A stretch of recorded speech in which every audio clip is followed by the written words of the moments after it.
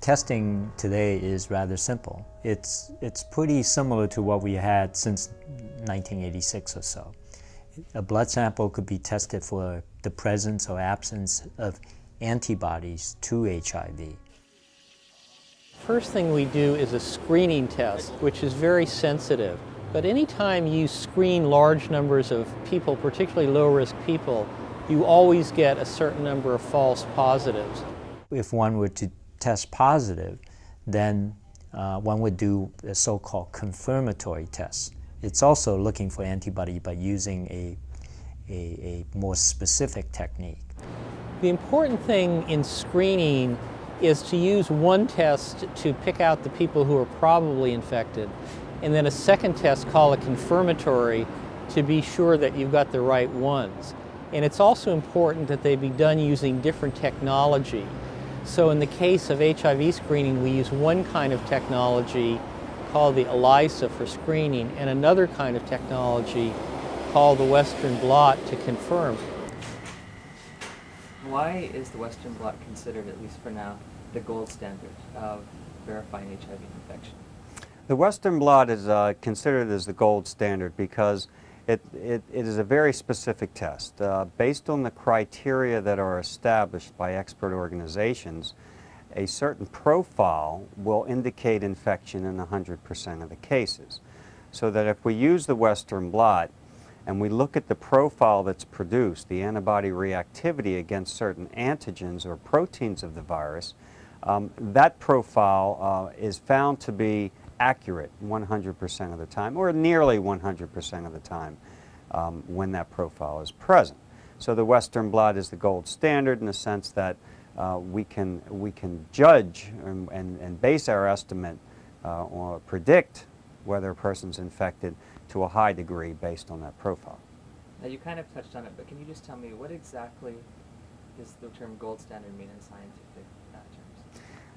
The term gold standard is a very difficult term to actually define.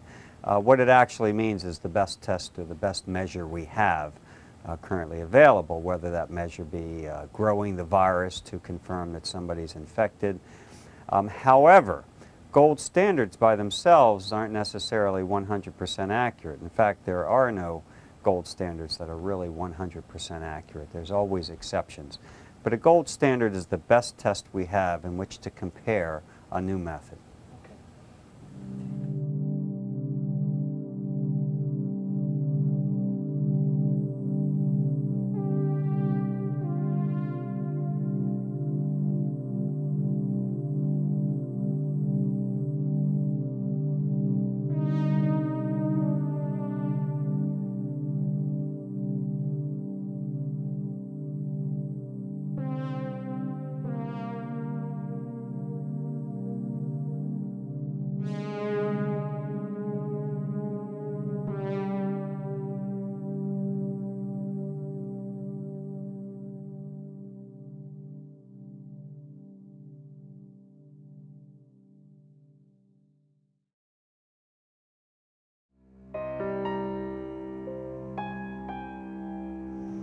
The scientific literature clearly shows that there are about 70 different conditions that can cause a false positive HIV test, and some of those conditions are quite common. This is from Infectious Disease Clinician of North America, 1993. Human or technical errors, other viruses, and vaccines. Have you ever had a flu shot? Archives of Internal Medicine, August 2000. Liver diseases, parenteral substance abuse, drug abuse, hemodialysis, or vaccinations for hepatitis B, rabies, or influenza. It's from the journal Transfusion in 1988. Unpasteurized cow's milk, bovine exposure, or cross-reactivity with other human retroviruses. Renal failure, liver disease, blood transfusions. Syphilis and malaria, autoimmune diseases, are notorious for interfering with some of these tests and perhaps producing a false positive result.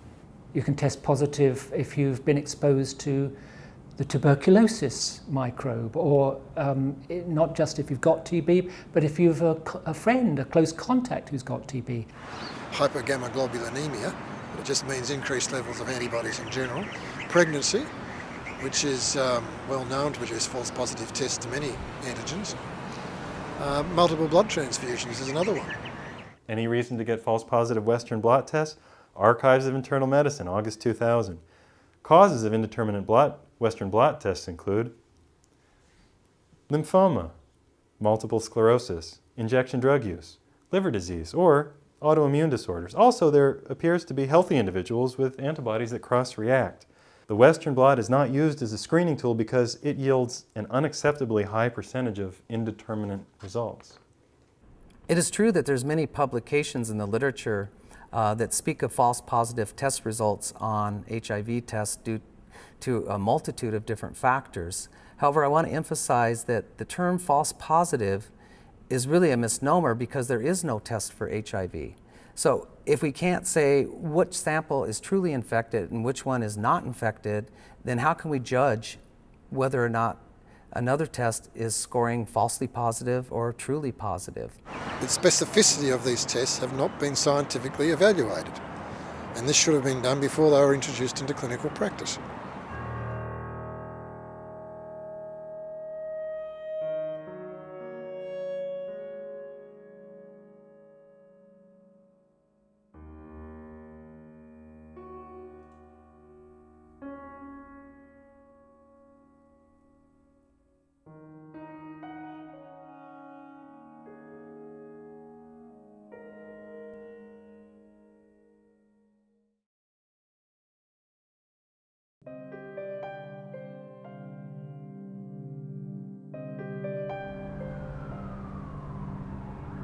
Good afternoon, ladies and gentlemen.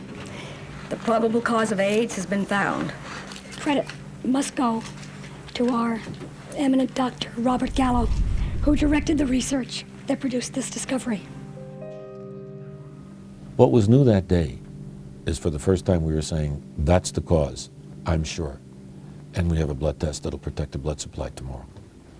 Once we got away from screening blood to actually trying to diagnose people, we were able to use screening tests. The early way that was done in the 80s was they took the virus, they grew it up in some cells, and they took that gemisch of cells and virus and put it down into an assay, and so it had all the normal cell material and all the pieces of the virus. And when you added serum from human beings, in that serum was antibody, if it recognized any of the cell gemisch or any of the viral proteins, it would bind and you get a reactive test. So the original ELISAs in those days and many of these screening tests could only tell if you had a reaction to any of the gemisch or to the virus itself. Couldn't tell which it was. How was Gallo's first test? Was that accurate? The first test developed by Bob Gallo and his colleagues at NIH was quite inaccurate. I think the Abbott test was not very specific at the beginning. For example, in the Defense Department, if you were reactive by the screening test and a low-risk population joining the military, 2/3 of those people were really not HIV infected. But today, the ELISA-type assays have greatly improved in their percentage of accuracy and are somewhere up in the 99.99% range. It's very, very high.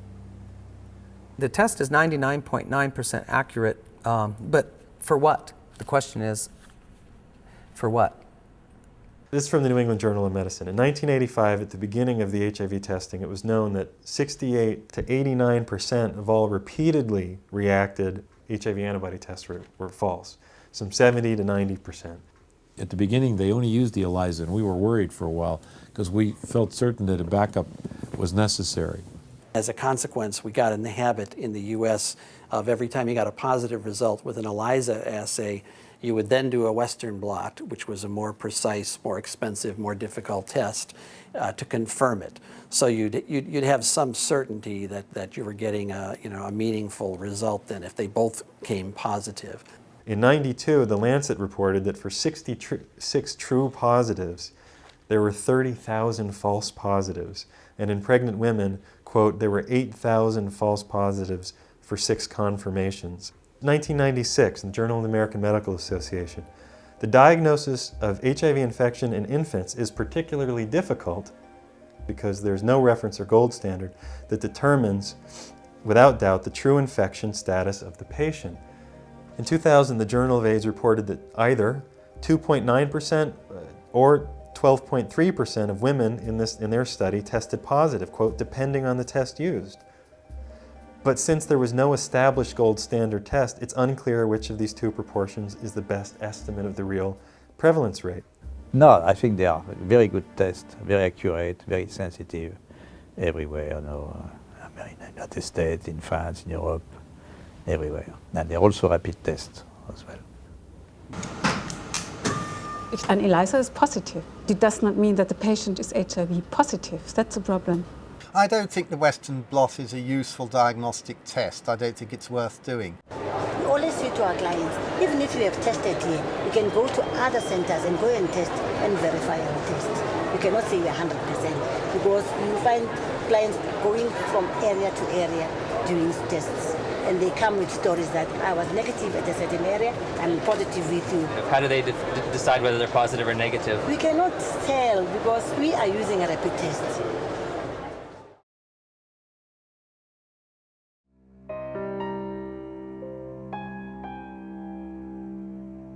It's interesting to see how the language has changed in the manufacturer's test kits over time. In 1994, Abbott Laboratories states the etiological agent or the causative agent of AIDS is a retrovirus called HIV. By 1996, they have changed this language to state epidemiological data suggests that AIDS is caused by HIV. More recently, a manufacturer of a rapid test kit called OraQuick states acquired immunodeficiency syndrome is thought to be caused by the human immunodeficiency virus. And then even more recently, the manufacturer of another ELISA states published data indicate a strong correlation between AIDS and a retrovirus referred to as HIV. So you can see the language has been loosening up in these package inserts as time has been progressing. In some tests, for example, from a well-known company in the United States, which actually produces the most widely sold ELISA test, they state that beside their test being very reliable, they state there is no recognized standard to establish the presence or absence of HIV antibodies in human blood. I'm not a technician, but I wonder what that means if the company who is producing and selling the test is not even aware of how to verify the reliability of their test by admitting no one in the world, according to their knowledge, has any established recognized standard to verify whether their test is reliable or not. Just to give you a very stupid example, if I would use a pregnancy test and the package insert of the pregnancy test would say this is a very reliable pregnancy test, but there is no recognized standard of establishing the presence or absence of a pregnancy, I would be kind of reluctant to use the test, and I would wonder why the company selling a test when they can't verify how reliable it is. And of course, there are means and ways to verify presence or absence of a pregnancy. We have a gold standard. So we can verify whether a test is reliable or not. And obviously, at least the main company in the world producing and selling these HIV tests is not aware of a recognized standard. I find that troubling from a clinical point of view.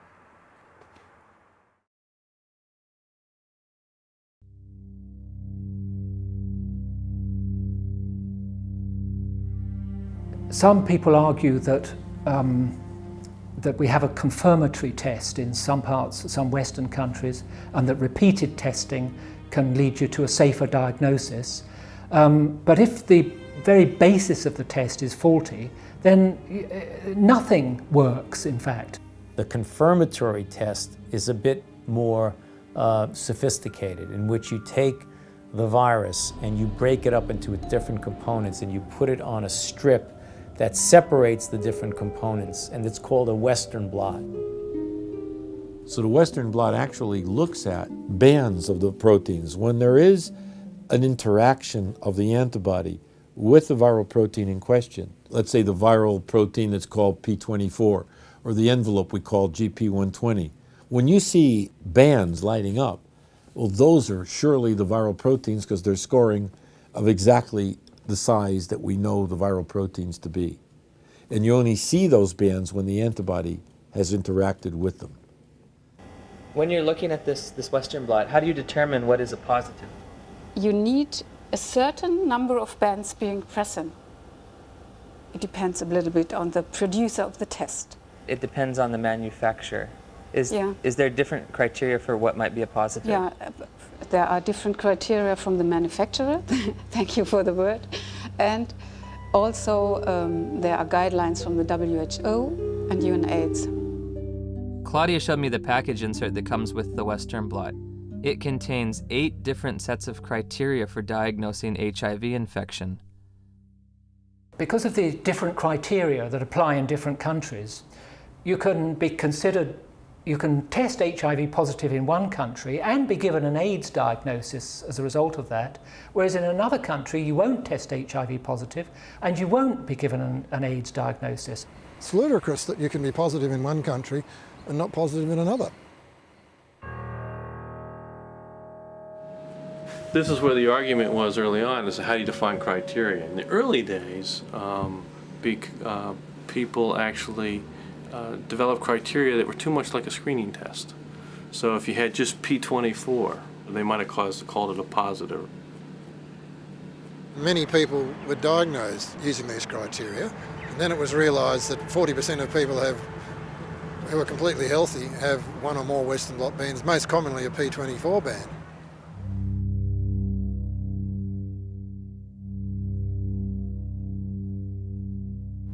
We don't know how many thousand people were tested using the Western blot, that Western blot criteria before 1987, but it invites the question, shouldn't they all be tested? Shouldn't they have all been tested when the criteria changed after 1987 in case they were no longer positive? Because after 1987 that wasn't good enough to make you HIV positive. So there are probably people out there who would not be positive on the criteria which developed subsequently. Yep. What was the criteria pre-1987? P24 or P41 or both. And people were diagnosed just with one.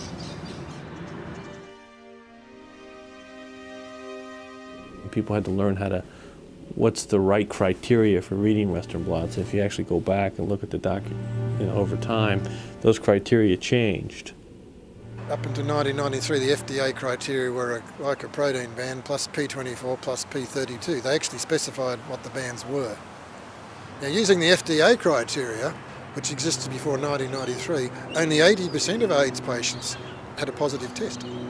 That is, they had a positive Western blot test, which means 20% were not positive on the FDA criteria. Wait, was it 80% tested positive or didn't? 80% tested positive, 20% didn't on the FDA criteria. Is that one that had AIDS? That had AIDS, clinical AIDS, yes. Okay. Now, in 1993, the FDA changed their criteria. They dropped the need to have P32. What was the result of the change? They had more positives on the FDA criteria. There were more positive tests.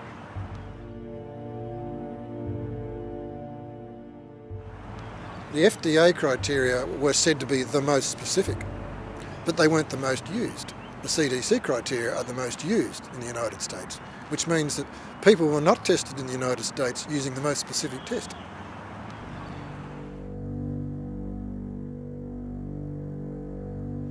There are specific criteria for interpreting Western blot results, and specifically, if you don't have the three bands, the three major HIV bands, P24, GP41, and GP120-160, then it still would not be a positive result. The one we're using here is where we have at least 2 of 3 major bands appearing in here, and at that point we'll call it a positive.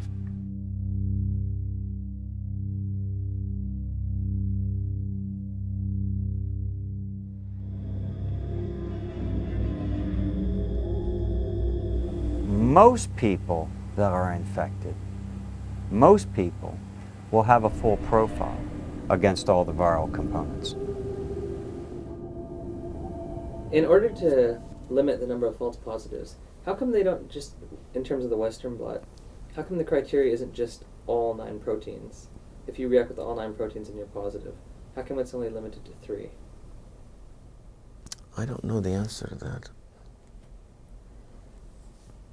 It's probably because they're harder to see on some of the other bands that are overlapping with some other proteins, but I don't know. Okay. In an effort to make the Western blot a little more specific, do you think we should maybe up the bands to like 4 or 5? There's constant discussion in the community of people who do diagnostic testing and the blood bankers about how to read these tests. And you can get together a group of people and they may or may not agree. So all these tests are read in a way that we think is the optimal reading, but it's not ever going to be perfect. Why don't they up the criteria from 2 bands to like 4 or 5? I don't think the Western blot is a useful diagnostic test. I don't think it's worth doing. But it's a useful prognostic test. Once you know that someone is infected, then you can follow their antibody responses well with Western blots. It's prognostic. You're looking forwards into how the patient's going to do in the future in a prognostic test. Diagnostics say, is the patient infected or not? You don't need a Western blot. And it's become a dogma in HIV research that you need one ELISA followed by a Western. You don't. You need 2 different kinds of ELISAs made in 2 different formats. Western blots have been sort of promoted into some sort of holy grail. This has a margin of error done properly that's extremely low. In other words, it's one of medicine's better tests. If the Western blot is such a great test, why isn't it used in England? I mean, Philip Mortimer, who's the director of their National Reference Laboratory in the United Kingdom, says that it began and should have remained a research tool. So you ask some of your experts in the United States, if it's such a great test, how come the English don't have to use it? I don't know.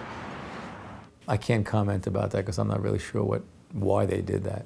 Oh, okay. I'd hate to make a comment about another country's practice when I'm not really sure what they did. No problem. Okay.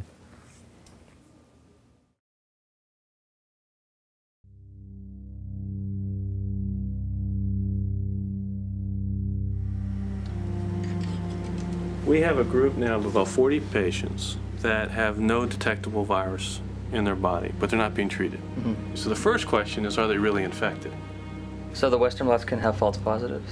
No, the Western blot was negative too. But they were told they were positive by a lab, yes, that misread the Western blot. There are other proteins in the body that sometimes react and cross-react, so that when you take the antibody from a normal person who doesn't have any antibody to HIV, and you allow it to react either in the ELISA or in the Western blot, you may see a nondescript, indeterminate band that could be a false positive test for HIV. If one person interprets a Western blot differently than another person, that sure will change the specificity of the test. If you're calculating how many times was the test right or wrong, but somebody's reading it wrong all the time, then the test is going to look much worse than if somebody else had read it correctly. So technical errors, subjectivity, all these things do come into account into looking at the true utility of a test or what its value is. In Australia, you need 4 particular bands to have a positive Western blot. So if you have 3, it's not positive. Okay? But when you get the 4th band, it is positive, which means all those bands are due to genuine HIV antibodies. But if you only have 3, they're not due to genuine HIV antibodies. So why is it adding the 4th one makes the other 3 genuine? I mean, it's a puzzle, isn't it? Why can't the 4th band be non-HIV as well? Why can't all the bands be non-HIV? Since a false positive looks like a true positive, how can you ever distinguish whether it's truly a positive or a negative? Well, that's a great question. It's going to be very hard to determine a false positive. Heavyweight champion Tommy Morrison tested positive in 1996. 11 years later, in 2007, he tested negative multiple times, allowing him to return to the ring.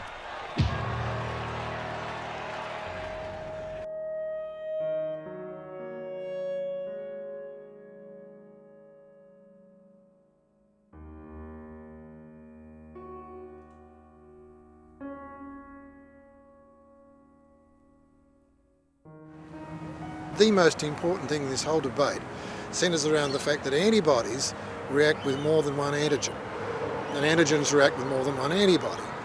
And when you have one or more things reacting with the same thing, you can't identify it. So I thought I'd illustrate this problem, this is an important problem, with some simple kitchen chemistry. And we can imagine that we're doing an antibody test, but instead of using an HIV test kit with its proteins, we're going to use some milk, which contains proteins. And we're going to put some proteins in this serving dish, and we're going to add two different things which react with the proteins in this milk.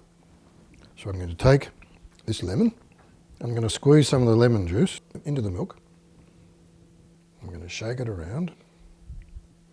And you can see it's getting thicker all the time, that this lemon juice has reacted with the proteins in this milk and produced a precipitate. This is how we know there's been a reaction, because there's a physical alteration in the reaction mixture. Now, I do the same thing with vinegar. Okay? Entirely different substance from the former. And I add some vinegar to another specimen of milk. And I wait a little while, and we see identical appearance. Because I'm going to put some lemon juice and some vinegar in either of these cups. I'm going to do it out of view of the camera, and I'm going to do a third experiment. I know what's in these, but you don't. Now I'm going to add one of these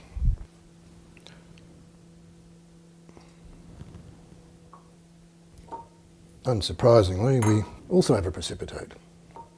Now, which one did I add? You can't tell me, can you?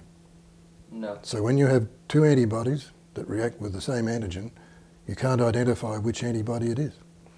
Here I've only got two different substances. In serum, there's hundreds of different antibodies, each with the potential to react with an antigen, the same antigen.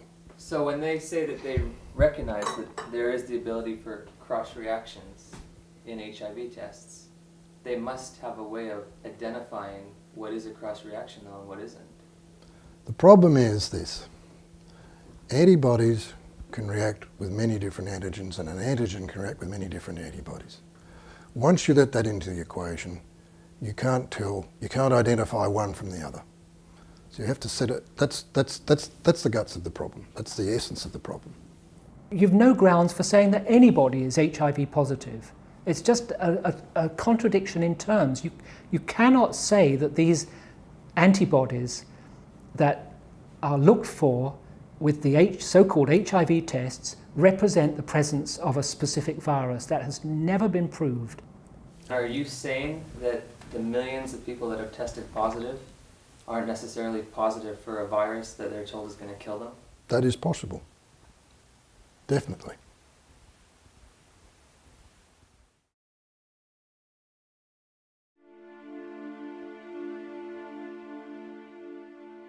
Are you saying that there is no gold standard and that's why the tests are so flawed?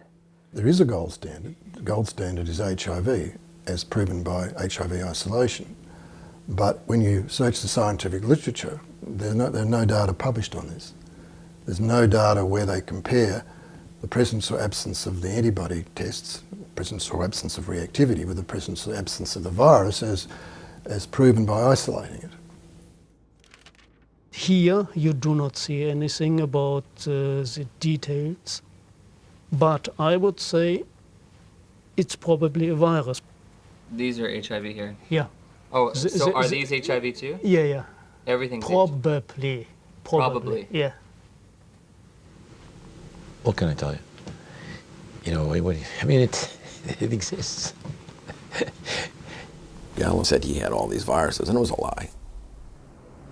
I think HIV totally has turned out not to be the cause of AIDS. HIV has turned out not to be. Can you explain the process of HIV isolation? Well, didn't Dr. Gallo do that? I mean, he actually isolated it, so. Yeah. I mean, why should I do all of this? This is all textbook stuff you're asking me.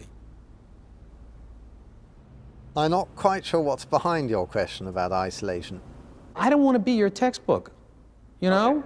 I got other things to do.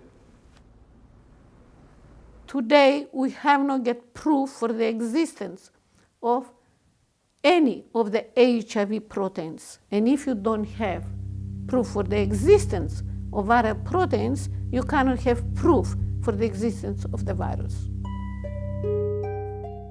Is it your belief with the current tests that we have today, the 4th generation tests that they say are so specific and so accurate, that it's completely impossible to determine whether that's a cross-reaction or an actual positive?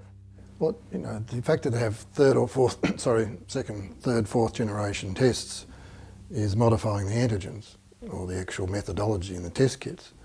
What counts is whether the antibodies truly are as a result of infection with the retrovirus HIV, and the only way that you can prove that is to use HIV itself as a gold standard. It's true of any test. I could give you the example of the pregnancy test, where, you know, there's a blood test for pregnancy, which is pretty good, but it has to be proven to be good before you can say it's pretty good. And the way you do that is that you test a whole lot of women with the test, and you score the results positive or negative, and then you see how many of them have a baby or don't have a baby, and you can cross-correlate them using the baby as evidence of pregnancy. It's totally independent of the test. Okay, and when you do that, you find that pregnancy tests, in fact, are highly accurate. They're not perfect, but they are pretty accurate. In this case, we can think of HIV as the baby, okay? And we've got an antibody test and we've got HIV, and we want to see if the test is specific. And to do that, we would expect when we actually do the antibody test, we only ever find a positive test in someone who's infected with the virus. We would never expect to see someone who's not infected with the virus with a positive test. And that's the only way we can put the numbers into the equations, is by having those two sets of data. So we've got the test, that's no problem. We define what a positive test is, whether it's 1 band, 2 bands, 10 bands, 1 ELISA, 1 Western blot, whatever our test algorithm is, and then we compare it with what we're looking for. So I think the answer to your question is we don't know. We don't know. In 1994, Audrey Serrano tested HIV positive. While initially healthy, she was prescribed AIDS drugs which nearly killed her and left her scarred for life. In December 2007, after multiple negative tests, she was awarded $2.5 million in damages. People claim these tests are 99.99% specific. So we need to really understand what does specific mean. You know, it's a word thrown about and used a lot. And specific means that the thing that you're talking about has only one cause. An analogy that I sometimes use is if you see a vehicle driving down the street and all you see of it is a little bit of the bonnet and a 3-pointed star, you know instantly what that vehicle is.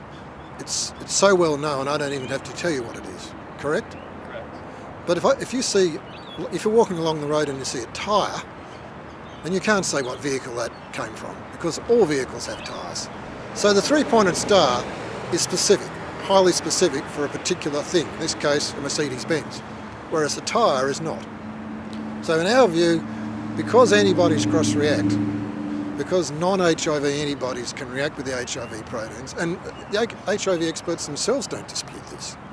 That's the reason, for example, that 40% of people have at least one Western blot band. When you have this situation, you have to assume that all the antibody reactions are non-specific and then prove that they're not. And you do that by using a gold standard. That is what you're saying the test is testing for, in this case HIV.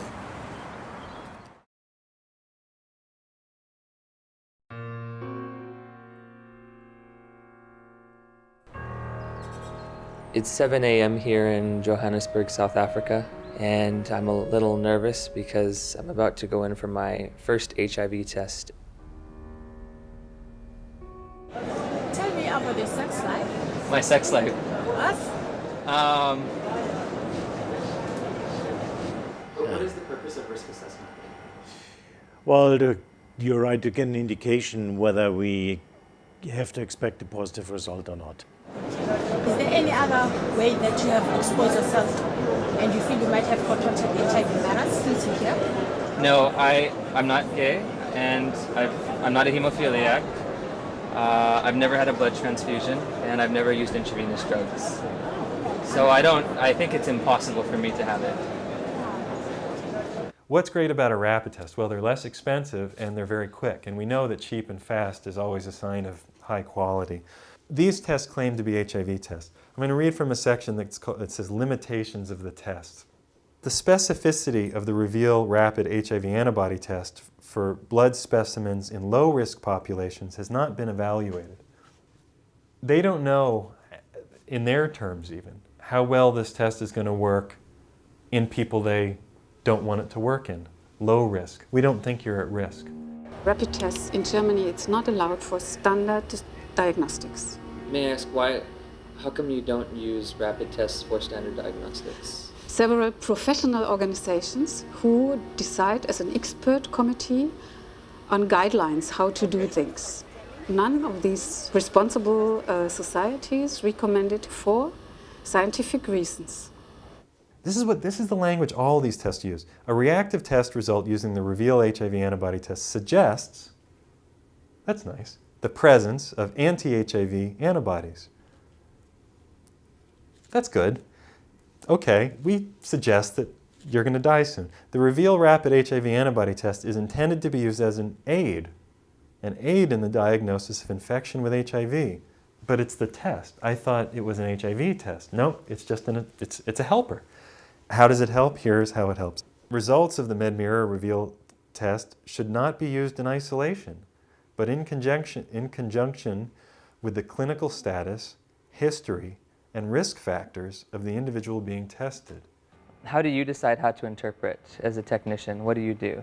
I will ask in addition, is there a pregnancy? Is there any allergy known? Is there additional information to have more information on if it could be cross-reacting antibodies or true infection?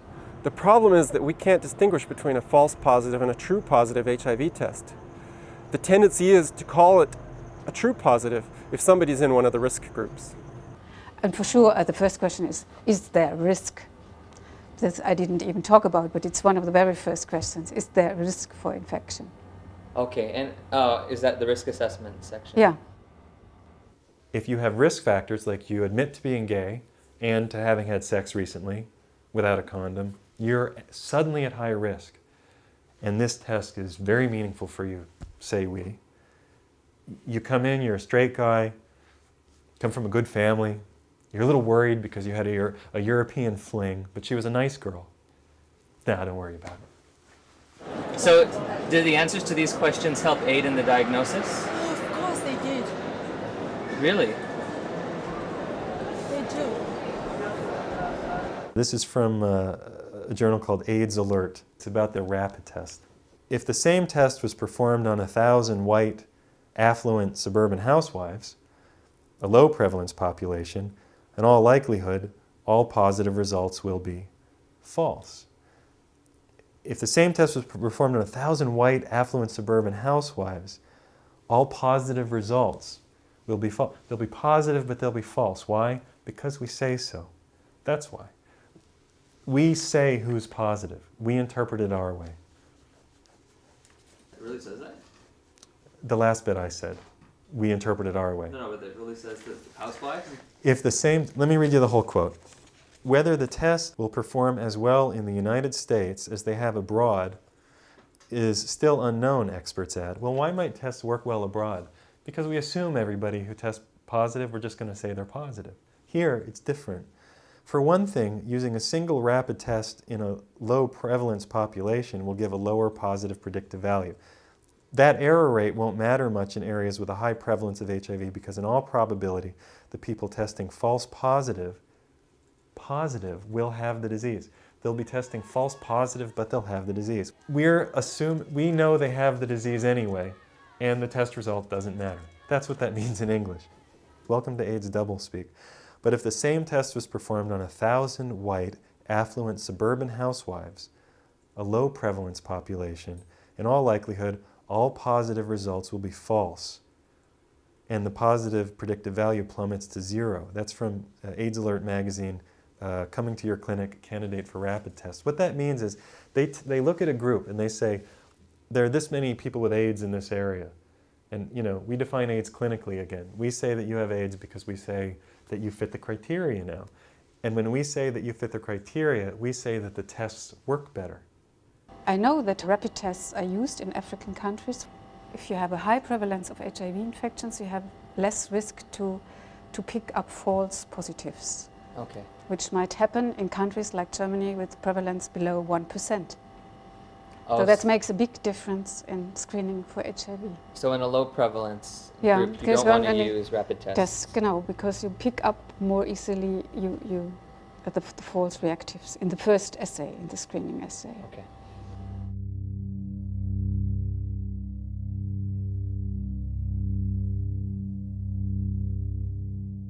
The way that they pitch these tests is they try to get them to be most reactive with the people who they think are more likely to be infected. There's an a priori assumption going on. I'm going to look at the black community and I'm going to make tests, and when I test them I'm going to make sure that I get the strongest reaction for whatever reason I don't need to know with the blood that I draw from these various communities.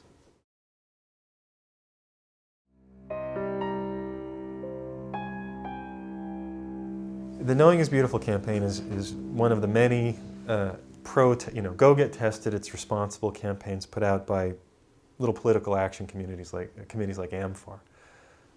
And the idea is to tell everybody to go get tested, but it's not everybody. They're not interested in saying everybody. Like, for example, you don't see the big ad at the bus stop in Beverly Hills.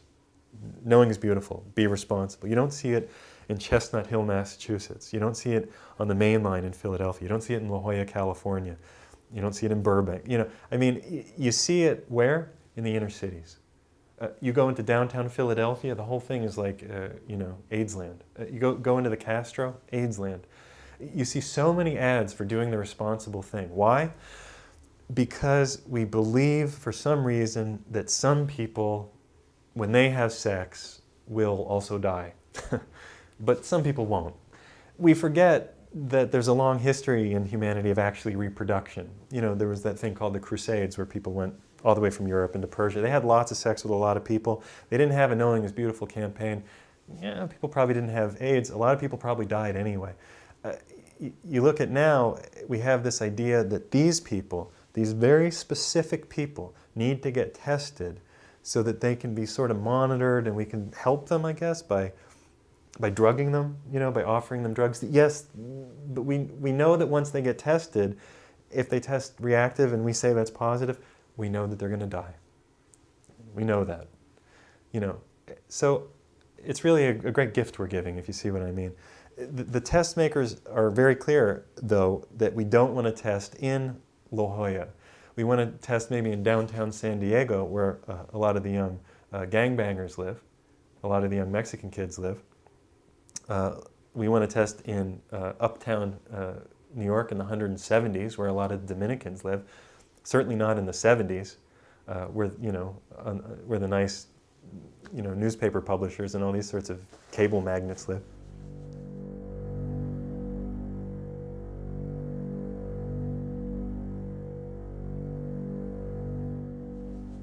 Do you know the one that says, "Are you positive you're not positive"? Do you know whose picture is on that? A black girl's.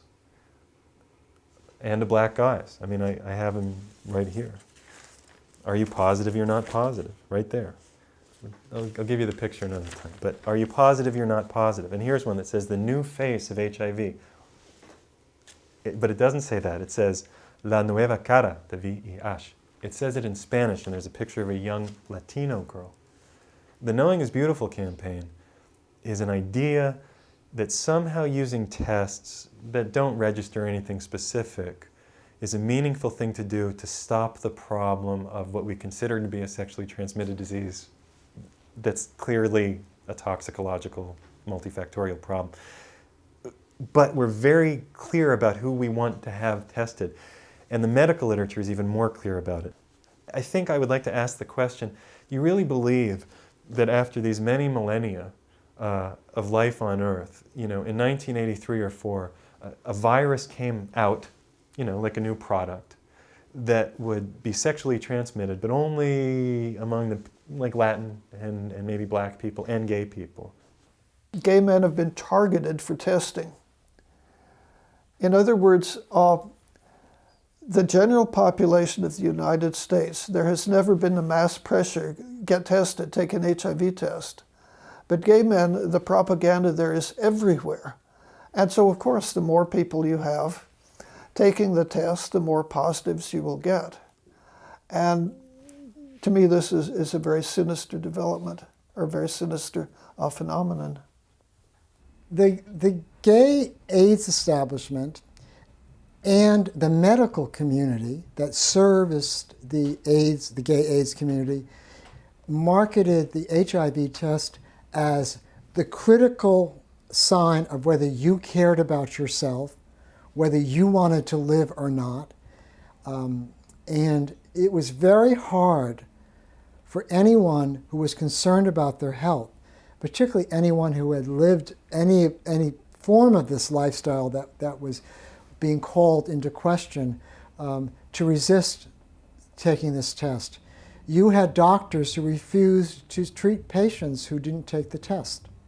You had doctors who refused to treat people who had taken the test, who refused to take the AZT that was available. They would drop the patient. This is what the Denver Principles was about, because there's nothing worse than having, your medical provider is supposed to be someone that you trust and that you think is going to help you, and when they suddenly abandon you because you haven't followed their direction, it changes the relationship between the patient and the doctor, because that's supposed to be a partnership. The doctor's supposed to give you his advice or her advice, and you're supposed to make a decision based upon that. And if you say no, that medical provider is supposed to respect your position. That changed with AIDS, because you were not being a good patient if you didn't do the HIV test, if you didn't do the drug at the moment that was being told.